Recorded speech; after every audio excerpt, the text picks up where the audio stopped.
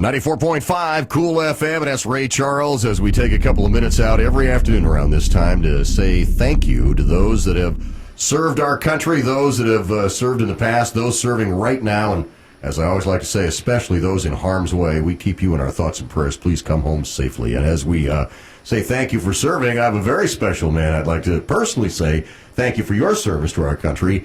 Adrian Cronauer is here with us. He's the guy that Rob Williams played in Good Morning Vietnam. Adrian, thanks for stopping by. Jack, thank you so much for letting me talk to your listeners, because I have an important message, but it's also always good to get back into the saddle and back into a studio and bring back some of my old memories of when I was sitting where you're sitting right now. Well, now tell us, why are you in town? There's a very very important meeting coming up on Saturday. You want to tell us about the meeting? That's what you're here for, right? Well, Jack, I have been working for the past 6 years with the Prisoner of War and Missing in Action Office at the Pentagon.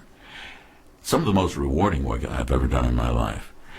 And one of the things we do that is probably the most rewarding part of my job is what we call family updates. Now, once a month, we will pick a major metropolitan area. This month, it's Phoenix.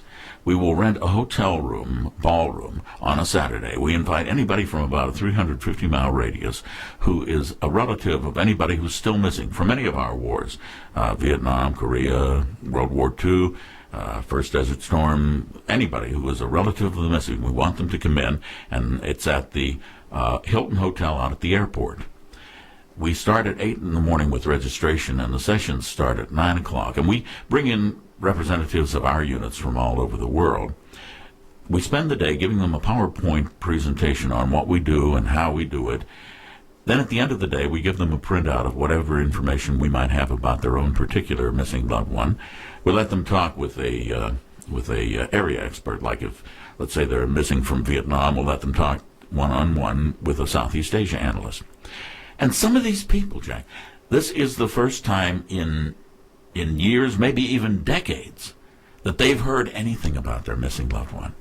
Even if we're only able to give them a tiny bit of new information. Right. If it helps them move a little closer to closure, it means so much to them, and they are so grateful. And of course, we always get recharged and revitalized and rededicated when we see how much it means to the family. I was just going to say, how do you feel at the end of the day after going through that? It must just do something for you just to... It does get a little bit emotional at times. I would imagine it would. Now, this is going to be Saturday. This will be Saturday. It's at 8 o'clock. Holiday Inn. Right, Phoenix Airport Hilton. And Hilton, yes. Yeah, it's at Phoenix Airport Hilton, from what I'm looking at here, starting at registration at 8 o'clock. Now, do most people know about this? What if somebody's just finding out now? Can they just come? Absolutely. If you are... Now, this is just open to family members, but if you are a family member, and that doesn't just mean father, mother, sister, brother, it means even a cousin, or a grandparent, or a grandchild, do come in, because we want you to know what the government is doing, how we're going. We have over 100 people in Washington, 500 other people throughout the world who work full-time on just trying to account for America's missing. Quickly, tell us, Good Morning Vietnam. How did that come about? That started when I was in Heraklion Air Station on the island of Crete.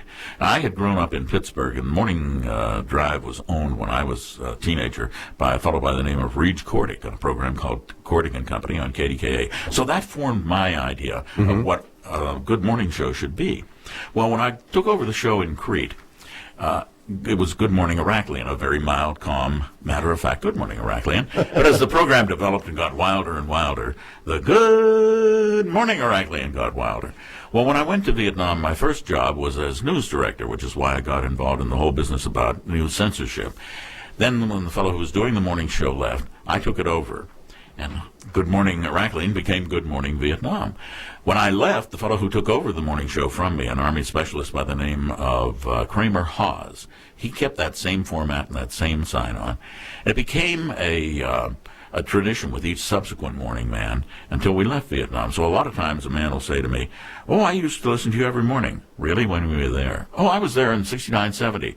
Well, see, I was there in 65, 66, as you just said, but all they remember is hearing that "Good morning, Viet." And I found out when I want to go out into the field to do interviews, I found out that it was not unknown.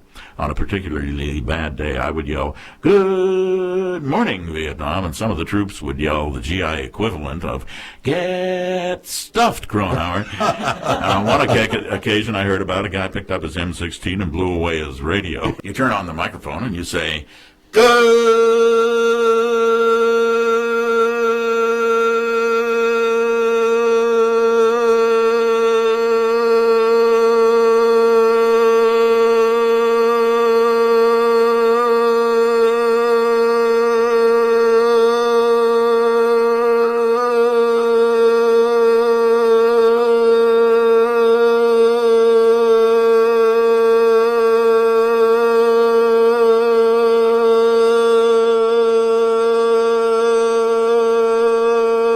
morning, Vietnam." That's the way we really did it.